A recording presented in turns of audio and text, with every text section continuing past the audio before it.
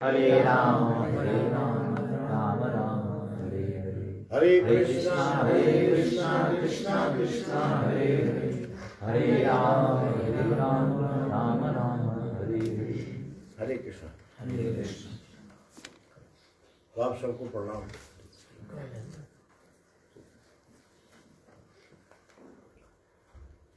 हिंदी तो आप समझते हैं ना?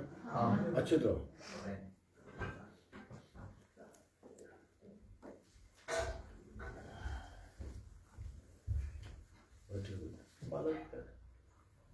बाबू जी को डाल दो माला। नहीं आप हरे कृष्ण। हरे कृष्ण। एक जुआरी था। जुआरी जानते हैं? हाँ। ताश खेलता है और वो शराब भी पीता था। पुराणों की कथा है। तो एक बार उसने जुए में बहुत पैसा जीत लिया, तो खूब पैसा हो गया जेब में, तो खूब शराब पिया और शहर में किसी वैश्या से उसका संबंध है। तो सोचा आज बहुत पैसा जीता है, खुश था। तो सोचा कि मैं अपनी जो मेरी प्रेमिका है उसको मैं अच्छा फूल लेके जाऊंगा। तो बहुत सुंदर फूल लिया उसने उसको खुश करने के लिए। नशे में धुत था, फूल हाथ में लड़खड़ाते हुए जा रहा था। तो रास्ते में एक बड़ा पत्थर था, तो उसको ठोकर लग गया उससे, तो धड़म गिरा, सर में टूटा, तो बहुत खून बहने लगा। अब उसने बहुत कोशिश किया मैं उठूं, फूल ऐसे पड़ा, बहुत रक्तस्राव हुआ खून का। अब उसे लगा कि मैं बचूंगा नहीं। तो उसने कभी कहीं कथा हो रही होगी सत्संग, तो उसने एक शब्द सुना था कि भगवान गोविंद को कोई वस्तु अर्पण करने से अच्छा होता है। वो बात उसको याद आ गई। जब उसे लगा मैं उठूंगा भी नहीं, ये फूल में वहां तक पहुंचेगा भी नहीं, उस महिला तक, तब जब वो प्राण छोड़ने लगा तो जो फूल हाथ में था उसने फूल यूं फेंका और उसके मुंह से निकला कि पुष्प गोविंद अर्पण, और प्राण छोड़ दिए। तो यमराज के दूत उसको पकड़ कर लिए गए। यमराज ने चित्रगुप्त को पूछा, अपने सेक्रेटरी को, कि अभी अभी जो एक आदमी आया है इसका रिकॉर्ड देखो।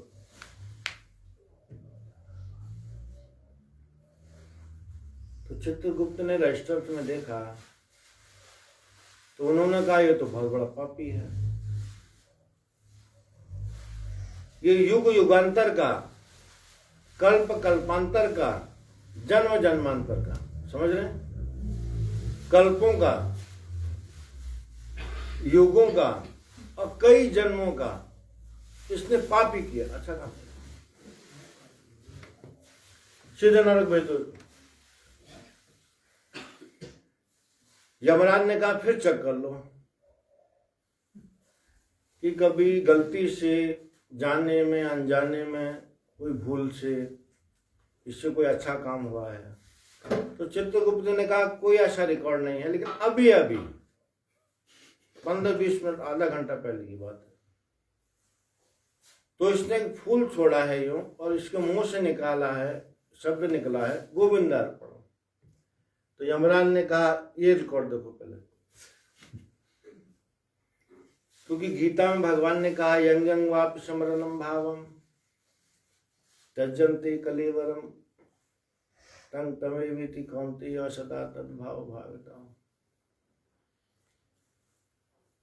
तो यमराज ने कहा जो इसने अभी गोविंद नाम बोला है इसका क्या फल है? वो तो जो इसने पाप किया वो नरक में जाना है। तो चित्रगुप्त ने कहा जो इसने अभी गलती से इसने गोविंद नाम जानबूझ के नहीं लिया, इसको कहते हैं रपट पड़े तो हर हर गंगे। काशी में लोग नहाने जाते हैं, बनारस में, तो गंगा जी के किनारे घूमते हैं।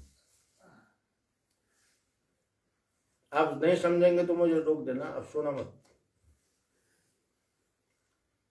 तो रपट पड़े तो हर हर गंगे कहते हैं। एक आदमी सूट बूट पहन के गंगा जी के किनारे घूम रहा था, तो उसका नहाने का कोई विचार नहीं। सोचा हम जूता खोलेंगे, सूट खोलेंगे, मैं डुबकी लगाने जाऊंगा, कोई चोरी कर लेगा तो पैंट में हाथ डाल के ऐसे किनारे किनारे घूम रहा था, तो उसका बूट का एड़ ही फिसल गया ऐसे टक, तो सीधा तो उसने समझा अब डुबकी तो लगा ही लिया, हर हर गंगे। अब लुढ़क गए हैं तो हर हर गंगे। तो चित्रगुप्त ने कहा इसने जो गोविंद नाम लिया है जानबूझ के नहीं लिया, ये मरने की स्थिति में था, फूल इसके हाथ में था, इसको लगा कि मैं पहुंच नहीं पाऊंगा, तो इसने मजबूरी में बोल दिया। लेकिन यमराज ने कहा इसने मुंह से गोविंद निकला है ना, इसका फल बताओ। तो चित्रगुप्त ने कहा हमारे कानून के हिसाब से इसको 2 घड़ी का स्वर्ग दिया जाए। तो यमराज ने उसको पूछा जुवारी को कि तुम पहले नरक जाना चाहते हो या स्वर्ग जाना चाहते हो? तो उसने कहा नरक कितना दिन, स्वर्ग कितना दिन? तो यमराज ने कहा 2 घड़ी का स्वर्ग है, फिर हमेशा नरक। तो उसने कहा, यमराज ने कहा आप बोलो पहले ये 2 घड़ी का स्वर्ग भोगना चाहते हो या बाद में आओगे? बोला नहीं, हम पहले स्वर्ग जाएंगे, क्योंकि उसने सुना था स्वर्ग में प्योर शराब मिलती है। तो समझा हमने नकली शराब तो बहुत पिया, तो देवता लोग सोमरस पीते हैं, थोड़ा उसका वो भी चक्के, नरक में तो जाना ही है ना। तो ये नशे में धुत था, तो इसको स्वर्ग का इंद्र बनाया गया 2 घड़ी के लिए। और जो वहां का असली इंद्र था उसको ब्रह्मा जी ने कहा छुट्टी बजाओ। तो ये नशे में धुत था, और इसने ये भी सुना था कि स्वर्ग में अप्सराएं रहती हैं अच्छी, वो नाच करती हैं, ये उर्वशी, रंभा, मेनका, सुना था। तो आसन पर बैठ के बोला बुलाओ सबको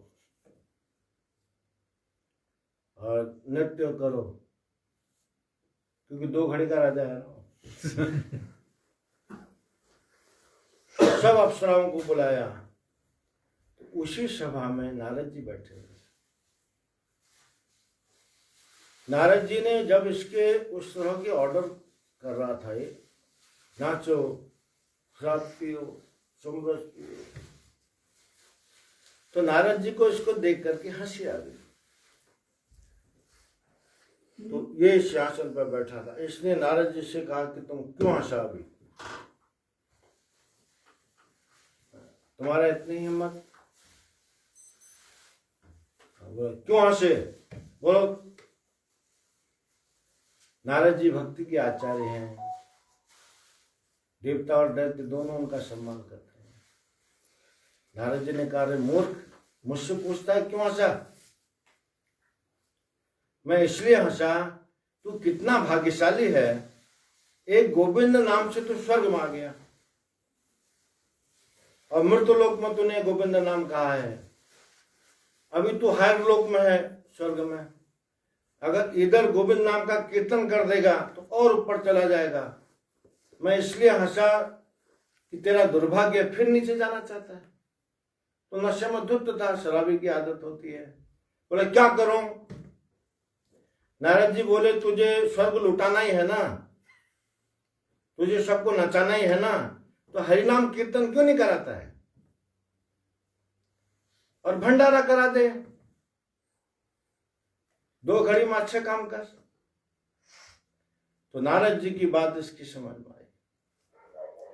तब इसने सबसे कहा सब नाचो लेकिन हरि नाम कीर्तन करो, और भंडारा कराया और सबको दान दक्षिणा दिया। जो कुर्सी पर बैठा था इंद्र की, वो कुर्सी भी दान क्योंकि इसके बाप को क्या जाता।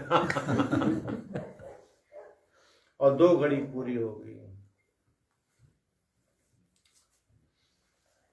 फिर जमराज के पास आया, चित्रगुप्त से पूछा इसने 2 घड़ी में वहां क्या किया। तो चित्रगुप्त ने कहा इसने 2 घड़ी में वो किया है जो आज तक किसी ने नहीं। तो यमराज ने कहा तुमको चैन से नहीं रह सकते, तुमको 2 घड़ी के लिए भेजा, चुपचाप खा पी के अपना तो सुख भोग के आ जाता, उधर भी तुम होटल करते। तो ये नशे में धुत था। इसने कहा हमने जो कुछ करना था कर लिया और तुमको जो कुछ करना है कर लो। तो यमराज ने चित्रगुप्त से पूछा इसने नारद जी के बहकावे में आकर 2 घड़ी में जो वहां हुड़दंग किया है, इसका फल क्या है। तो चित्रगुप्त ने कहा नारद जी के कहने पे किया ना, भक्ति के आचार्य हैं। तो चित्रगुप्त ने कहा उसका फल ये है जो उसने हुड़दंग किया कि इसको हमेशा के लिए वहां का राजा बना दिया। ये राजा बलि की पूर्व जन्म की कथा है।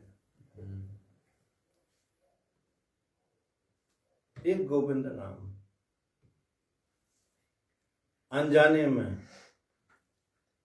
विवश होकर के, उसका फल क्या हुआ, इंद्र बन गया स्वर्ग। और हम लोग जानबूझ करके गुरु शरणागत होकर के होशो हवास में हम भजन कर रहे हैं, तो क्या हमारी सदगति नहीं होगी। हम तो पूरा मंत्र जप रहे हैं ना, हरे कृष्ण कृष्ण कृष्ण हरे राम राम राम हरे हरे।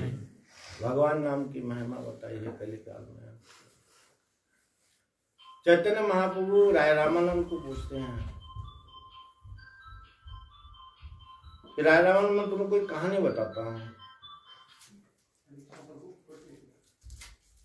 एक माँ बाप के 4 लड़के हैं, एक डॉक्टर है, एक इंजीनियर है, एक लॉयर है, और चौथा जो लड़का है वो अनपढ़ है, घर पर है। जो डॉक्टर है, लॉयर है, इंजीनियर है, वो साल में 1 बार घर आते हैं। माँ बाप को कहते हैं कितना पैसा चाहिए, ये लो, फिर चले जाते हैं। लेकिन वो जो अनपढ़ सीधा लड़का है घर पर, वो घर पर रहता है, सुबह शाम अंदर जाता है, मम्मी माँ आ गया, बाहर जाता है, माँ, अपने माँ बाप बोलता मैं बाहर जा रहा हूँ। दिन में जब भी अंदर बाहर जाता है माँ बाप का नाम पुकारता है। महाप्रभु ने पूछा उन चारों उनके बेटे हैं, उन चारों में सबसे प्रिय कौन सा है। चारों बेटे हैं, वो धन देते हैं, ये धन नहीं देता, लेकिन सुबह शाम माँ को पुकारता है। तो चैतन्य महाप्रभु ने कहा, राय रामानंद ने कहा जो सबसे छोटा वाला है, जो माँ बाप मम्मी पापा कहते, वो ज्यादा प्रिय है। इसलिए भगवान को पाने के 4 योग हैं, कर्म योग, ज्ञान योग, ध्यान योग, भक्ति योग। कर्म योग, ज्ञान योग, भक्ति योग कैसा है, जैसे डॉक्टर इंजीनियरों की। भक्ति योग कैसा है, सीधे साधे, सर्वधर्मान परित्यज्य मामेकं शरणं व्रज अहम त्वां सर्व पापेभ्यो मोक्षयिष्यामि मा शुचः। सबसे सरल साधन है हरि नाम संकीर्तन। हरि कृष्ण महामंत्र जपना मतलब अपने पिता को पुकारना बार बार, हरे कृष्ण कृष्ण कृष्ण हरे हरे, हरे राम राम। तो रात दिन उनका नाम पुकारता है, भगवान उससे खुश रहते हैं। ना हम बसामि वैकुंठे योगी नाम हृदयम न च यत्र गायन्ति मद भक्ता तत्र तृष्णामि नारद। नारद जी ने कहा, मैं आपको कहाँ कहाँ ढूंढने गया था, कहाँ रहते हैं आप? तो भगवान ने नारद जी से कहा है, ना हम बसामी वैकुंठे, मैं वैकुंठ में नहीं रहता, जो मेरा लोक है, मेरा घर है, वहां नहीं रहता हूं। योगी नाम हृदय न चो, योगी लोग जबरदस्ती मुझे अपने हृदय में बैठाना चाहते हैं, वहां भी नहीं रहता हूं। यत्र गायन्ति मद भक्ता तत्र तिष्ठामि, जहां मेरे भक्त मेरा कीर्तन करते हैं उन्हीं के बीच में बैठा। ये कीर्तन की महिमा है। हिरण्यकश्यप ने प्रहलाद महाराज को पूछा, तेरा भगवान कहाँ है? उसने कहा, सर्वत्र है, कण कण में व्याप्त है, कहाँ नहीं है? हिरण्यकश्यप ने कहा, इस खंबे में है, जो महल का खंबा था, कहा इसमें भी है। प्रहलाद महाराज ने कहा, जब कण कण में तो इसमें नहीं। तो प्रहलाद महाराज की बात पर विश्वास करके, भगवान कण कण में है लेकिन सबके कहने में प्रकट थोड़े होंगे।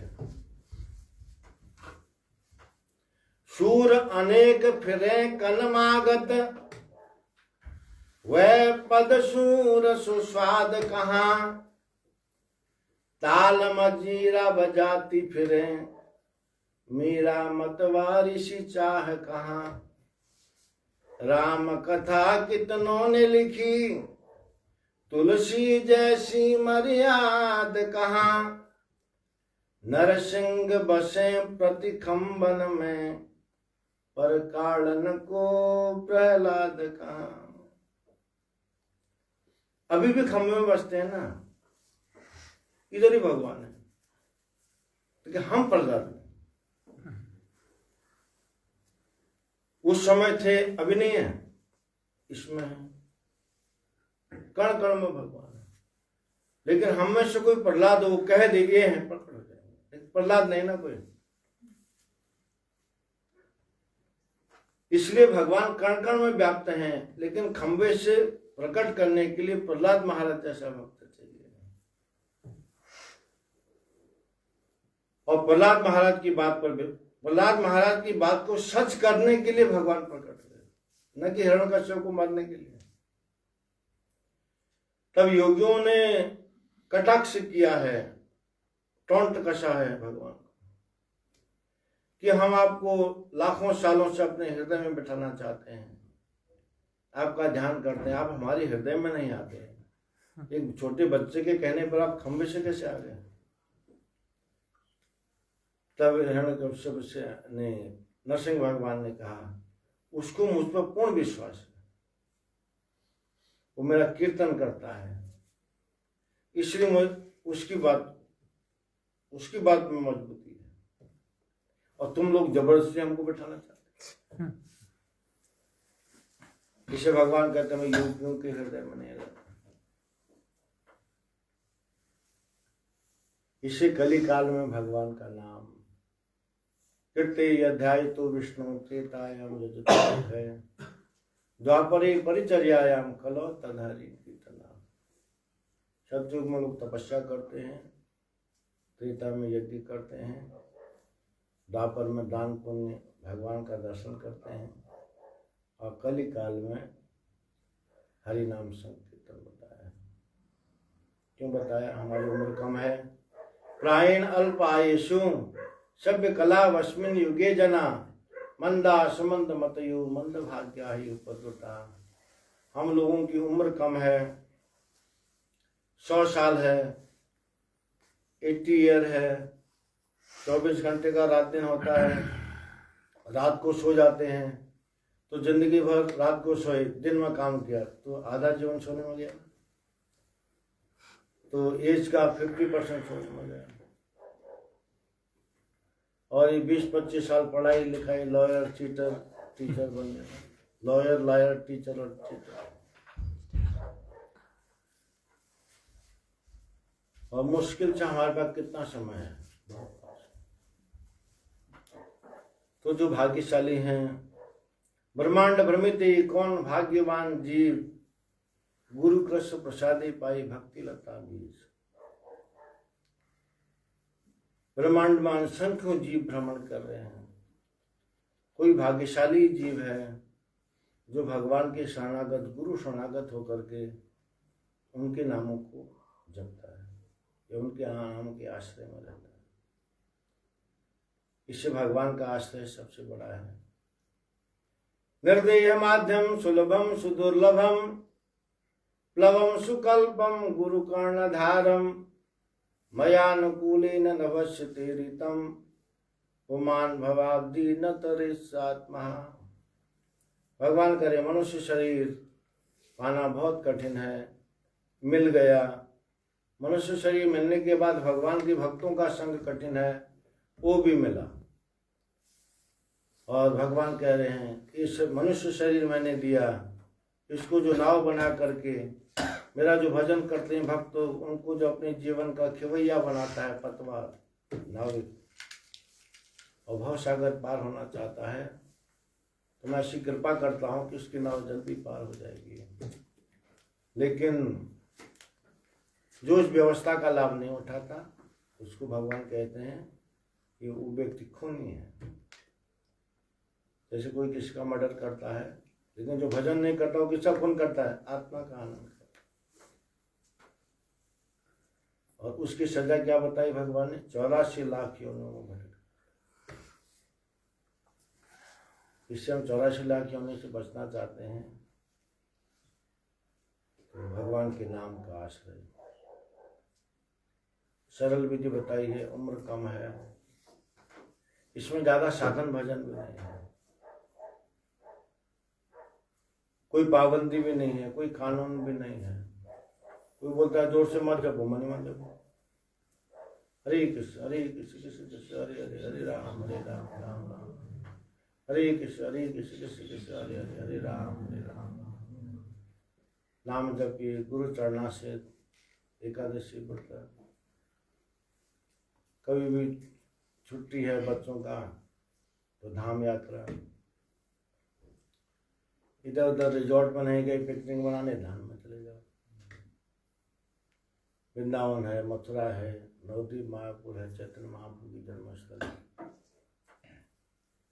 तो इस तरह से हम अपने भगवान ने जो हमको दिया है उसका उपयोग हम लोग कर सकते हैं।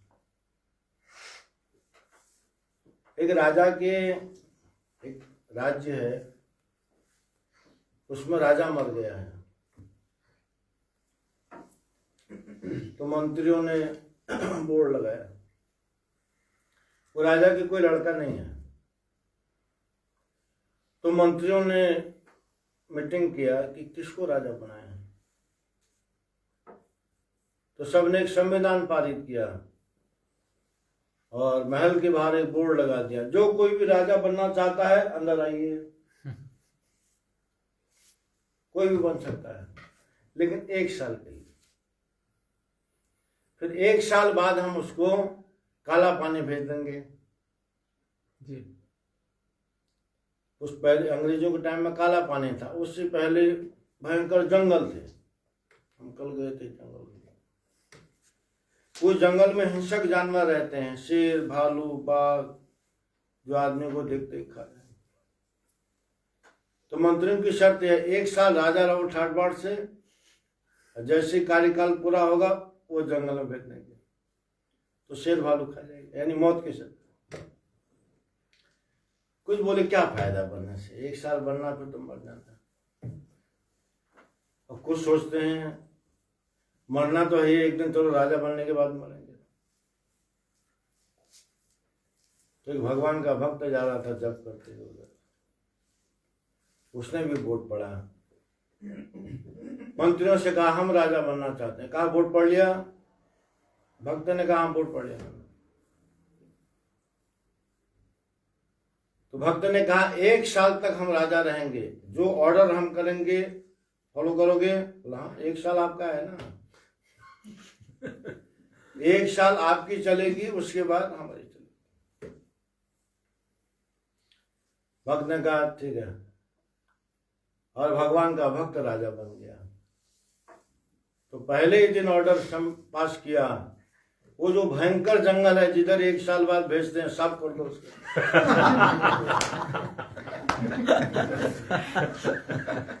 दूसरे दिन ऑर्डर पास किया, उधर कॉलोनियां बनाना शुरू करो, जमीन खोदो, बड़े बड़े मॉल, 5 स्टार होटल, पार्क। 6 महीने में जहां जंगल था वहां शहर बना दिया। और 1 साल पूरा हुआ। भगवान के भक्त ने मंत्रियों से कहा, अब हम किधर जाएं? मंत्रियों से कहा, मंत्रियों ने कहा इधर रहें या उधर रहें, दोनों एक जैसे। तात्पर्य क्या है कहने का? भगवान का भक्त जब भजन करता है, इधर भी सुखी रहता है, उधर भी। जो भजन नहीं करता उसकी सिर्फ 4 दिन की चांदनी है, फिर लटकने है यमराज। इसे भजन का जीवन ऐसा है, इधर भी आनंद लो, इधर भजन का आनंद, कथा का आनंद, भगवान की सेवा का आनंद, और एक दिन शरीर छोड़ना है, भगवान हमारे इंतजार कर रहे।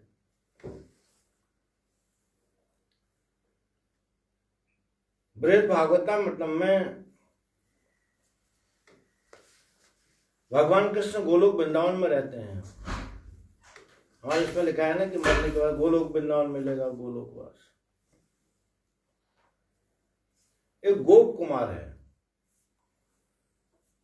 आप लोग सनातन गोस्वामी का बृहद भागवतम, भागवतम से ऊपर है बृहद भागवतम। श्रीमद् भागवत ग्रंथ वेद व्यास जी ने लिखा है, और सनातन ये बृहद भागवतम मतलब जैमिनी ऋषि ने लिखा है। श्रीमद् भागवतम सुखदेव गोस्वामी ने परीक्षित महाराज को सुनाया, और बृहद भागवतम मतलब जैमिनी ऋषि ने जन्मेजय को सुनाया, जो परीक्षित महाराज के लड़के। उसमें भागवत, जैसे भगवत गीता में 700 श्लोक है, 18 अध्याय। उन श्लोकों में क्या है, उसका टोटल निचोड़ क्या है कि मैं शरीर नहीं हूं, आत्मा हूं। शरीर का ध्यान दिया ना युद्ध में। अर्जुन ने बोला मेरा चाचा है, ताऊ है, ये है, वो नहीं मारूंगा। भगवान ने कहा सब तुम्हारा वो है। अशोचानम अशोच संप्रज्ञावादान से भाष्य से गता सोन च नाम शोचंति पंडिता। तो पूरी गीता को आप पढ़ेंगे, मैं शरीर नहीं हूं, आत्मा हूं। अब आत्मा की ड्यूटी क्या है? परमात्मा की सेवा करना।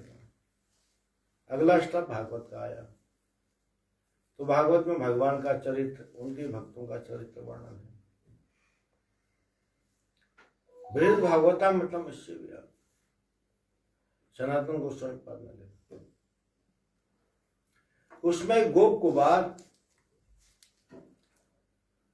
गोपाल मंत्र का जाप करता है। आपने ब्राह्मण दीक्षा ली है तो पहले तो हरि नाम दीक्षा होती है, खाली हरि कृष्ण नाम। फिर जब ब्राह्मण दीक्षा होती है उसमें गोपाल मंत्र भी होगा। उस गोपाल मंत्र का प्रभाव होता है। एक गोप कुमार गोपाल मंत्र जाप कर रहा था। उसने ध्यान किया कि वृंदावन कैसा होगा, और जैसे आंख खोला वृंदावन चले गए। फिर वृंदावन में गोपाल मंत्र जाप किया, ध्यान किया स्वर्ग क्या होता है, इंद्र की गद्दी। गोपाल मंत्र जाप कर रहा था, बोल नहीं सकते, कान में बोलेगा। आंख खोला, स्वर्ग चला गया। तो इंद्र ने कहा आइए आइए बैठिए, मैं छुट्टी बजाता हूं, आप ही रहो। गोपाल मंत्र का स्वर्ग से गोपाल मंत्र का जाप किया कि ब्रह्मलोक कैसा होता होगा। तो आंख खोला, ब्रह्मलोक चला गया। ब्रह्मा जी ने कहा बैठिए, आप गद्दी संभालो। और वहां से जाप किया, गोलोक वृंदावन का ध्यान किया, और गोलोक वृंदावन चला गया। और जब गोलोक वृंदावन पहुंचा तो यशोदा मां खड़ी थी नंद भवन में। जैसा नंद भवन वृंदावन में है वैसे ही गोलोक वृंदावन में है। भगवान वहां भी गाय चराने जाते हैं, ये वर्णन किया है। तो गोप कुमार ने यशोदा माँ से पूछा कि कन्हैया कहाँ है? कहा वो तो गौचारण के लिए गया है, शाम को आएगा, विश्व में गौचारण के लिए गया है सखाओं के साथ। जो यही लीला भगवान वृंदावन में करते थे। तो शाम को जब भगवान आए तो गोप कुमार को देख करके रोने लगे बहुत और चिपट गए उससे। मैं कब से इतना देर कर दी, मैं कब से तेरी बाट जो रहा था कि तू कब आएगा। गोप कुमार के प्रसंग से साबित होता है जो भगवान का भजन करते हैं, भगवान इंतजार करते हैं ऊपर। ये जो भक्त मेरा नाम जप कर रहा है, कब आएगा मेरे पास है। हम अपने अतिथि की इतनी प्रतीक्षा नहीं करते, क्योंकि जड़ शरीर है ना हमारा, वो चिन्मय शरीर है। ये जड़ जगत है, वो चिन्मय धाम है, वहां की लीला अलग है। जब हमारा कोई प्रिय मेहमान घर में आता है, कितने खुश हो जाते हैं। वैसे जब भगवान का भक्त शरीर छोड़ता है, भगवान खुश हो जाते हैं, अब मेरा भक्त मेरे पास है। तो जो भगवान का भजन करता है उसकी कभी दुर्गति नहीं होती। संसार में कभी दुख आएगा, दुख भी कौन आएगा, अनर्थ निवृत्ति कहते हैं उसको। आदो सदा तथा साधु संग भजन क्रिया अनर्थ निवृत्ति निष्ठा रुचि भाव और प्रेम। भक्ति की 8 पिलर बताए हैं। पहला पिलर है श्रद्धा। जब भगवान में श्रद्धा होती है तब भगवान के भक्त का संग होता है।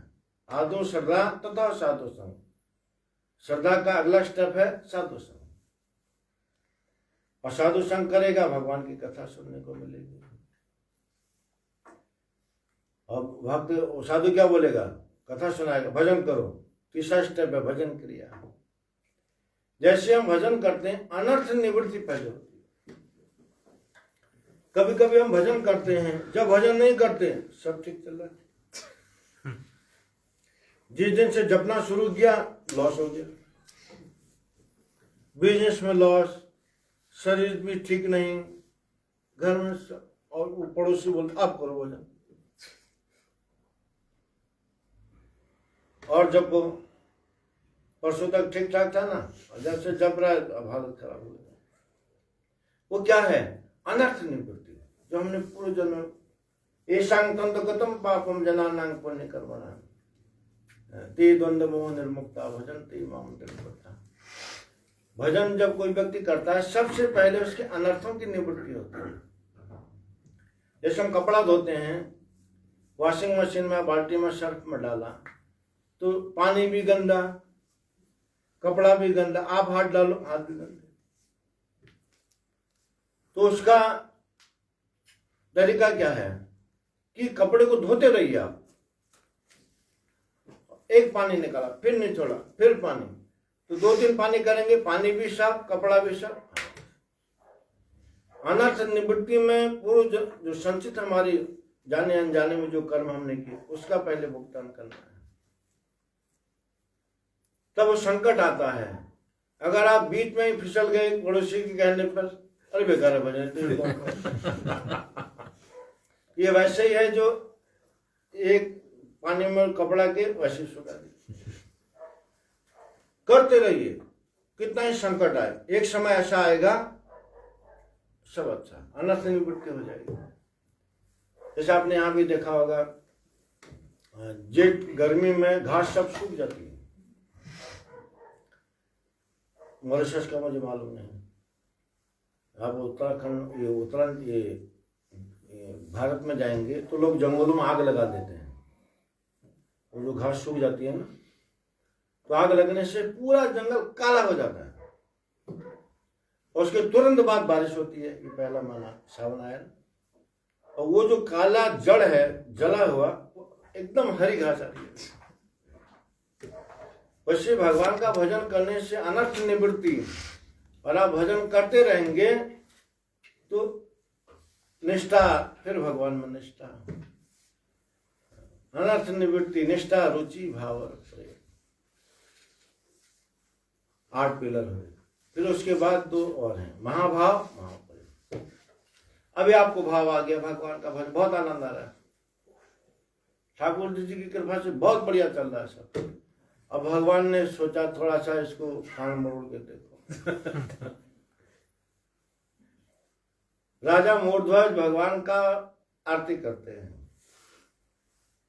तेरा तुझको अर्पण क्या लागे मेरा। भगवान ने एक दिन अर्जुन से कहा, मैं चलो एक भक्त को मिलाता हूँ। अर्जुन समझता था हम ही बड़े भक्त। भगवान अर्जुन को लेकर के राजा मूर्धज के यहाँ गए और भगवान ने राजा मूर्धज से कहा, हमारा एक साथी है वो मांस खाता है, तो उसके लिए मांस की व्यवस्था, नॉन वेज का व्यवस्था करना पड़ेगा। राजा ने कहा बताइए ना क्या खाएगा, बकरी कोई भी जानवर। भगवान ने कहा नहीं, जो तुम्हारा अपना प्रिय हो। तो मूर्धज समझा, वो गहरी बात समझे नहीं। भगवान ने कहा जो तुम्हारा अति प्रिय हो, जिसके बिना तुम रह नहीं सकते, उसका मांस खाएगा। तो मूर्धज ने कहा प्रभु आप ही बताइए। तो भगवान ने कहा आपको सबसे प्रिय कौन है। कहा मेरा बेटा मुझे बहुत प्रिय है। तो प्रभु ने कहा बेटे का मांस खाएगा। तुम सुबह आरती में बोल रहा था ना, तेरा तुझको अर्पण क्या लागे मेरा। उन्होंने कहा सब आपका है प्रभु, तो आपका है तो फिर करो तैयारी।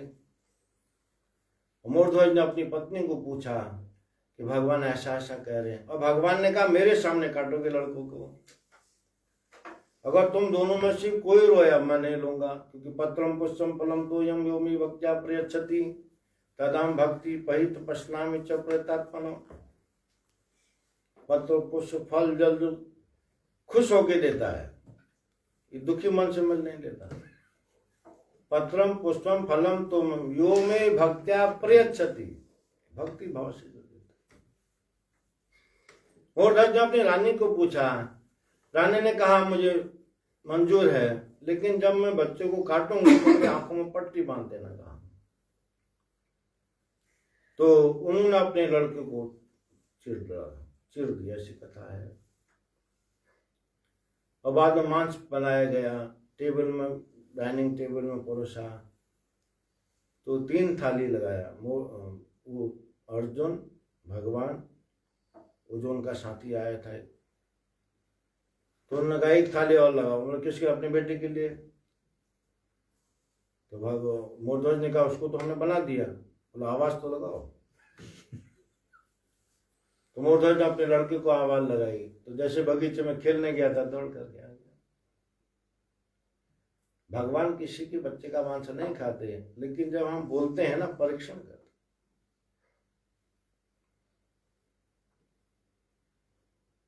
कितना भाव है। राजा बलि ने कहा मांगो, आज ऐसी जगह आए हो, इतना मांगो कि तुम्हारी पीढ़ियों को नहीं मांगना पड़े। बड़ी बड़ी बात कर रहा। भगवान ने कहा हमको 3 पग जमीन चाहिए, वो भी अपने पांव से नापूंगा, तुम्हारे नहीं, क्योंकि 52 अंगुल के बौने बन के आए थे भगवान। तो बलि उनका हंसी उड़ाने लगा, बोला तुम अपने पांव से, कितना है तुम्हारा पांव, 2 फुट भी नहीं है, 3। इतना मांगो तुम्हारी पीढ़ियों को नहीं मांगना पड़े। पहले लालच दिया, शादी करा तुम, ये पैसा दे तुम। भगवान ने कहा मुझको 3 पग जमीन चाहिए बस। और बाद में 2 पग में जब शुक्राचार्य ने कहा, ध्यान किया शुक्राचार्य ने, आंख बंद करके देखा तो भगवान विष्णु का दर्शन किया। तब बलि से कहा ये जो 3 पग मांग रहे हैं भिखारी बना देंगे। तो बलि ने कहा इनका ही दिया हुआ है, जिसने मुझे सब कुछ दिया वही मेरे दरबार में भीख मांगने आया, इससे बड़ी बात क्या हो सकती है। इसलिए मैं भिखारी बन जाऊंगा चलेगा, लेकिन मैं वचन से नहीं मुकरूंगा। अपने गुरु शुक्राचार्य को त्यागा है। जाके प्रिय न राम वैदेही तजौ ताई, कोटि बैरी सम यद्यपि परम स्नेही। पितु तजो प्रहलाद, भरत तजो महतारी, गुरु तजो बलि और भई मंगलकारी।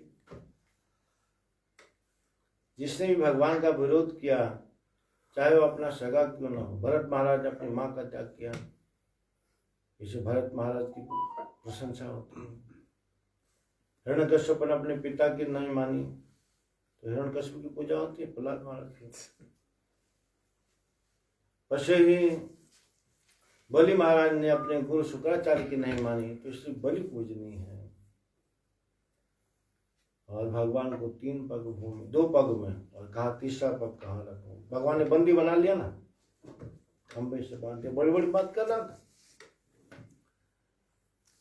बड़ी बड़ी हाँक रहा था, और 2 पग में अब तीसरा पग कहाँ रखूं। तब बलि महाराज ने कहा आपने सेठ की संपत्ति को मापा है प्रभु, अभी सेठ में खड़ा हूं, तो अपना तीसरा चरण मेरे मस्तक पर रख दीजिए। इसे नवदा भक्ति में जो नवम भक्ति है, आत्मनिवेदन, श्रवणम कीर्तनम विष्णु श्रवणम पाद सेवनम अर्चनम वंदनम दास्यम सत्यम आत्मनिवेदनम। बलि महाराज की भक्ति आत्मनिवेदन में आती है। इससे इन किन प्रकार है, कुछ भी हो, कलिकाल में उम्र कम है। कलिकाल का एक बहुत बड़ा गुण है, करीब दोष निधि राजन अस्ति को महान गुण, कीर्तना देवी कृष्ण से मुक्त संग परम प्रदेव। कलयुग बुराइयों का भंडार है, गोडाउन है। इसका एक गुण अच्छा है, जो भी इस युग में भगवान का नाम कीर्तन करता है उसकी मुक्ति संभव है, ऐसा कहा है। इसे भगवान के नाम का आश्रय हमको लेना है। हरे कृष्ण कृष्ण कृष्ण हरे हरे, हरे राम राम राम हरे हरे। किसी का कोई प्रश्न हो रहा है तो पूछिए। हरे कृष्ण। बहुत अच्छा लगा। जितना मॉरिशस सुंदर है उससे अच्छे यहाँ के लोग सुंदर हैं। कितना भक्ति भाव आप लोगों में। आपके बीच आके हमारा भी कल्याण, बहुत कुछ सीखा हम लोग मंदिर में रहते जरूर, लेकिन आप जैसा भाव नहीं हमारा। शायद मैं झूठ नहीं बोलता, मैं डर की बात नहीं करता। हम रहते जरूर, हमारे 35-36 साल हो गया, लेकिन कोई 2-4 आदमी आ गया, सेवा करने पड़ गया, हम किधर और खिसक जाते। लेकिन आप लोग इस सब कुछ निभाते हुए भी भगवान के भक्तों का सेवा करते हैं। इसलिए प्रभुपाद जी की, हमारे आचार्यों को बड़ी विशेष कृपा है आपके ऊपर। तो मैं आपको दंडवत प्रणाम करता हूँ और प्रार्थना करता हूँ भगवान से, आप जैसा भाव कभी हमारे अंदर भी। हम है घुस गया इस्कॉन में खाना पीना मिलता है, सब ठीक है। हम जो में रहते हैं, 3rd वार्ड में रहते हैं, वहाँ जैसे राजा महाराजा रहते हैं ऐसे रहते हैं। लेकिन जो सेवा भाव आप लोगों का है वो ये, और भगवान से की प्रार्थना है कि आप दिन दुनी रात चौगुनी प्रगति करें, भक्ति में भी, और जब तक शरीर की जो आवश्यकता है उसमें भी कोई कमी ना हो। ऐसे में ठाकुर जी और प्रभुपाद जी से प्रार्थना करता हूँ।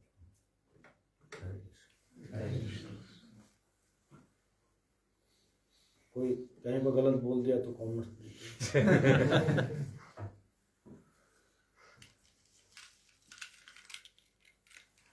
हरे कृष्ण कृष्ण कृष्ण हरे हरे राम राम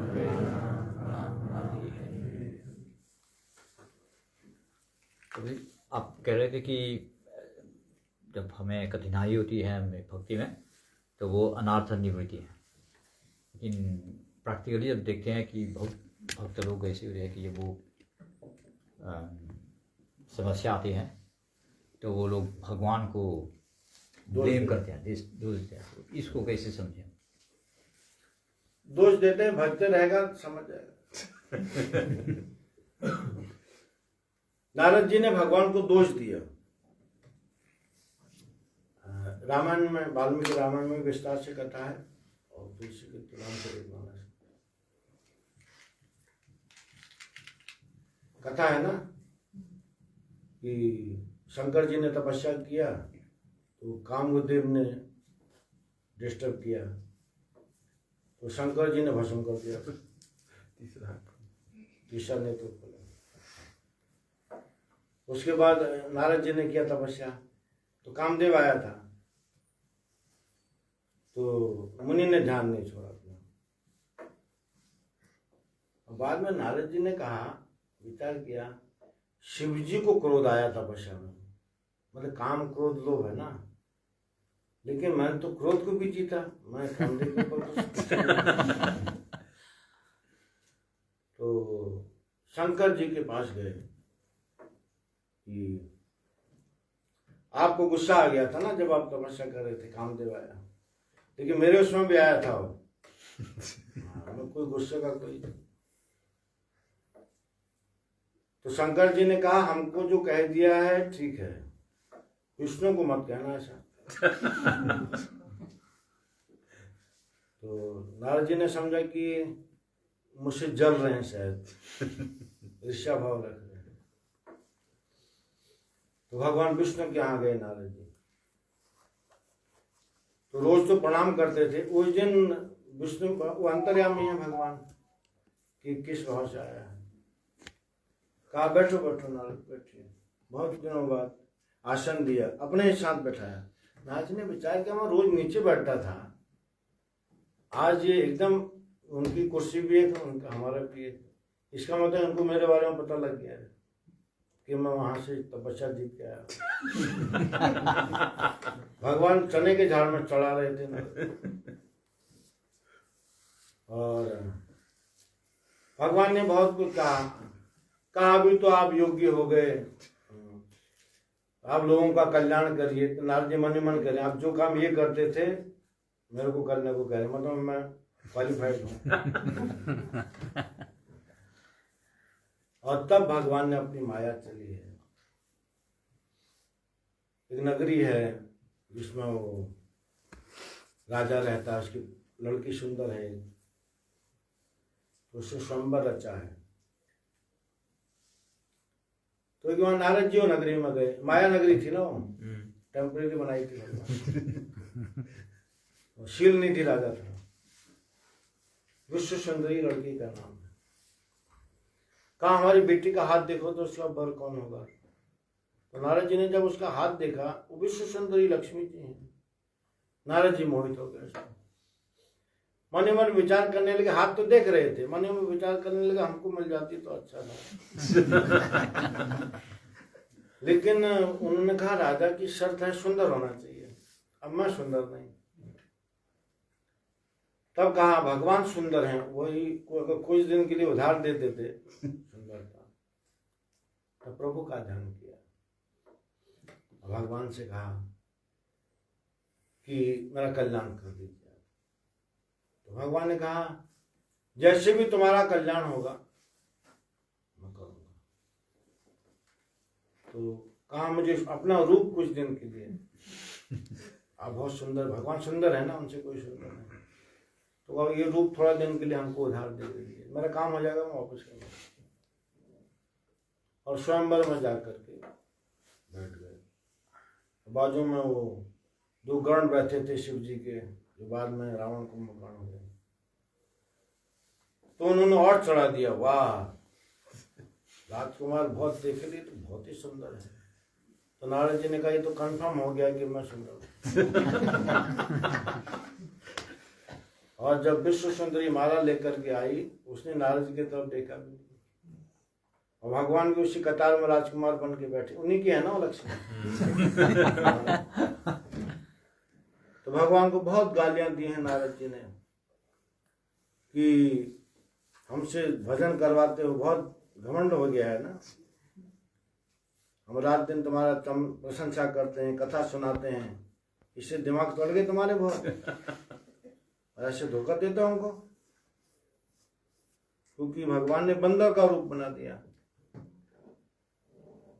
जब बाद में माला विश्व सुंदरी ने माला भगवान को डाली, तो शिव के गणों ने कहा जरा पानी में जाके चेहरा देखो अपना। तो ऐसे देखा तो बंदर था। तब भगवान को जो खरी खोटी सुनाई है। आप तो छोटे मोटे दोस्त की बात कर रहे हैं। और कुछ देर में भगवान प्रकट हो गए। खूब सुना रहे थे ना, और तुरंत भगवान ने अपनी माया हरी जैसे ही, तो जो विश्व सुंदरी वहां बैठी थी वो भगवान के साथ ही खड़ी थी। जैसे माया हटाई, नारद जी ने कहा मेरा श्राप निष्फल हो, श्राप दिया ना, मेरा बंदर का रूप बनाया तुमको, जैसे नारी ब्रह्म में मैं रोया हूं तुम भी रोओगे, मेरा बंदर का रूप बना, ये बंदर ही तुम्हारी मदद करेंगे। नारद जी का श्राप है। नहीं, कल्प में अलग अलग कल्पों की कथा है। एक कल्प में जय विजय की कथा है, चार चतुर कुमारों का श्राप, दूसरे में ये कथा है नारद जी का श्राप, तीसरे में प्रताप भानु नाम के राजा की कथा है। तो कभी हम कोई दोष देते हैं तो भगवान उसको उस रूप पर नहीं देखते। जब कोई व्यक्ति भगवान का भजन करता है ना, आज मैं सुबह एक विनोद बिहारी महाराज हैं बरसाना में, विनोद बाबा, वो राधा के अनन्य भक्त हैं। आप वृंदावन जाएंगे बरसाना तो वहां दो महाराज प्रसिद्ध हैं, एक तो रमेश बाबा गौशाला वाले, दूसरे विनोद बाबा। आज सुबह सुनना था मुझे, रो रहे थे, बोल रहे थे ये राधा रानी अगर ये कह देगी कि मैं, मेरी कोई कृपा नहीं तुम्हारे ऊपर, तो बोले थे मत करो कृपा। आश्लस्यवा पादवृत्तांग पिनष्टमाम, शिष्याष्टक सुबह पढ़ते हैं ना, अष्टम श्लोक क्या है? आश्लस्यवा पादवृत्तांग पिनष्टमाम मदर्शनाथ मर्महतांग करो तो वा यथा तथा वा विदतातुलम पटु मत प्राणनाथ सदैव ना करो। भगवान का भक्त जब भगवान पर दोषारोपण करता है, ये वैसे जैसे आपका बच्चा आपके साथ कभी आपने उसका कोई डिमांड पूरा नहीं किया, चिढ़ जाता है ना, तो उसके चिढ़ने में भी वात्सल्य भाव है। हरि जननी में बालक तेरा काहे न अवगुण बख्श हो मेरा, सुत अपराध करे दिन केते जननी के ही रहे न तेते, कर गहे केश करे जो घाता तब न हेतु तारे माता। भगवान जब भक्त पर दोषारोपण करता है, भजन करता रहता है, तो उसका दोषारोपण कैसा है? जैसे कोई छोटा बच्चा अपनी माँ के बालों को खींचता है। छोटा बच्चा है, माँ गोदी में बैठा के उसके बाल बनाती है, वो खींच देता है, तो माँ खुश होती है, मेरे बाल खींचता है। तो भगवान का भजन जो करता है वो बीच में दोषारोपण करे कि मेरा ये काम था, मैं इतना भजन किया, आपने मेरा ये काम नहीं किया, तो भगवान ऐसे नहीं कि गुस्सा होते, खुश होते हैं, उसके भजन तो कर रहा। तो ये भजन करते रहेगा, दोषारोपण करते रहेगा, उसको अपराध नहीं कहते वो, लेकिन दोषारोपण करे, भजन छोड़ दे, नाम जब भी कर रहा है, आरती भी, कई जगह हम नहीं बोलते हैं खूब भजन किया तुम्हारा, फिर भी ऐसा कि आज से नहीं करूंगा भजन। कई कथाएं हैं ऐसी। तो दोषारोपण है, ये भी एक सौभाग्य की बात है। दोषारोपण कर रहा है भगवान पर ना, आपस में तो नहीं उलझाना किसी से, तो भगवान जरूर उसका निवारण करे। ठीक, रिप्लाई ठीक है या ऐसी है? नहीं ठीक है। क्या है कि हम अब अगर कोई ऐसे दोष दे रहा है भगवान को, तो एक दूसरा भक्त उसको, उसका जो नजरिया है पॉजिटिव होना चाहिए कि ये तो दोषारोपण है। कृष्ण लीला में भी दोषारोपण, चैतन्य महाप्रभु की लीला में देखे ना, कितने भक्त चैतन्य महाप्रभु पर दोषारोपण करते हैं। तो ये हरिदास ठाकुर के पास वो महिला आई जो राजा ने भेजा था खाने ने, क्या क्या बक रही थी, लेकिन जैसे नाम जब शुरू किया तो भजन निरंतर चलते रहेगा, तो दोषारोपण भी, हाँ प्रभु उससे गलती, जैसे प्रहलाद महाराज कहते हैं मेरे पिता ने आपके प्रति इतना दोष किया, ये किया, भगवान कहते कोई दोष नहीं, क्योंकि प्रहलाद महाराज के भजन की वजह से हिरण्यकश्यप का दोष बोल जाता है। कहते हमारे 21 पीढ़ी का उद्धार करूंगा, तो तुम एक पीढ़ी की बात करते हैं। और कोई कमेंट्स दीजिए।